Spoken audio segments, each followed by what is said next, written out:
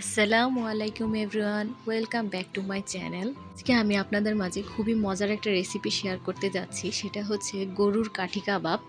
কোনো রকম ব্লেন্ড করার ঝামেলা ছাড়াই এই কাবাবটা তৈরি করা যায়।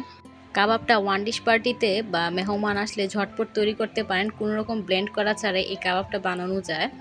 তো এখন চলে যাচ্ছি মূল রেসিপিতে। বলে আমি 300 গ্রামের মতো মাংস নিয়ে নিয়েছি হাড় ছাড়া। মাংসগুলোকে আমি কেটে নেব ছোট ছোট টুকরো করে, আর চর্বিগুলো কেটে ফেলে দেব। তবে মাংসের গায়ের সাথে যে পাতলা পাতলা চর্বিগুলো আছে ওইগুলো কাটতে হবে না। আমি এখানে সবগুলো মাংস কেটে নিয়েছি ঠিক এমন ছোট ছোট করে, আর চর্বিগুলো কেটে ফেলে দিচ্ছি। এখন সব উপকরণ মিশিয়ে নিব।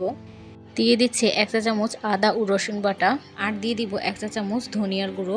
আমরা মাংস রান্না করতে যা যা মশলা ব্যবহার করি এখানে সব মশলাই দিয়ে দিব। এখন দিয়ে দিব 1 চা চামচ মরিচের গুঁড়ো, হাফ চা চামচ জিরের গুঁড়ো ও স্বাদ মতো লবণ। এখানে 4টি দারচিনি ও 2টি এলাচ দিয়ে দিচ্ছি। এলাচের মুখটা সামান্য ফাটিয়ে দিব, আর দিয়ে দিচ্ছি 2টি তেজপাতা দিয়ে এখন সব কিছু মাখিয়ে নিব খুব ভালোভাবে। এখন একটি প্যানে এই মাখানো মাংসটা দিয়ে দিব। এই মাংসটা সিদ্ধ করার সময় কোনো রকম তেল দিব না। আর এখানে দিয়ে দিচ্ছি 4 কাপের মতো পানি দিয়ে চুলার আঁচটাকে মিডিয়াম ফ্লেমে রেখে ঢাকনা দিয়ে ঢেকে সিদ্ধ করে নেব 1 ঘন্টার মতো। আপনারা হয়তো বা ভাবছেন যে এত পানি দিচ্ছি কেন। মাংস সিদ্ধ হওয়ার পরে যে এক্সট্রা পানিটা থেকে যাবে সেই পানিটা দিয়ে আমি ভেষনের গোলা আজকে তৈরি করে নেব। 1 ঘন্টা পর মাংসটা সিদ্ধ হয়ে গিয়েছে। এখন গরম মশলাগুলো উঠিয়ে নিয়েছি। এখন মাংসগুলোকেও পানি থেকে ভালোভাবে ঝরিয়ে নিব, আর পানিটাকে ঠান্ডা করে নেব। এখানে মাংসটা খুব ভালোভাবে সিদ্ধ হয়ে গিয়েছে।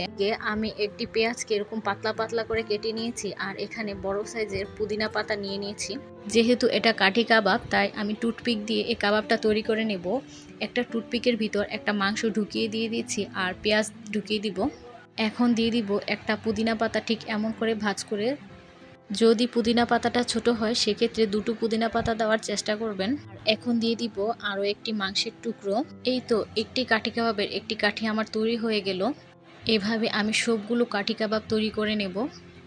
এখানে কোনোভাবে পুদিনা পাতাটা স্কিপ করা যাবে না। পুদিনা পাতাটার ফ্লেভারের কারণে কাবাবটা আরও বেশি মজার হয়। অন্যদিকে একটি বাটিতে মাংস সিদ্ধ করে রাখার সেই পানিটা দিয়ে দিয়েছি, আর দিয়ে দিব 1/3 কাপ বেসন। এখন বেসন ও পানিটাকে খুব ভালোভাবে মিশিয়ে নিব। এখানে আরও কিছুটা পানির প্রয়োজন, আমি দিয়ে দিয়েছি পানি। এখানে বেসনের গোলাটা তৈরি হয়ে গিয়েছে। এখন একটি একটি কাবাব বেসনের মধ্যে ডুবিয়ে নিয়ে ডুবো তেলে ভেজে নেব। তেলটা কিন্তু অবশ্যই গরম হতে হবে, কোনোভাবে ঠান্ডা তেলে এই কাবাবটা দেওয়া যাবে না। আমি এখানে সবগুলো কাবাব দিয়ে দিয়েছি, আর উল্টে পাল্টে ভেজে নেব। বাসায় কোনো গেস্ট আসলে আপনারা চটজলদি এই কাবাবটা তৈরি করতে পারেন। কাবাবগুলো ব্রাউন কালার করে ভেজে নিয়েছি।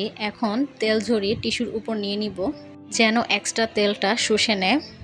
এভাবে সবগুলো কাবাব আমি ভেজে নিয়েছি। কাবাবগুলো আমি গরম গরম সার্ভ করে নিচ্ছি।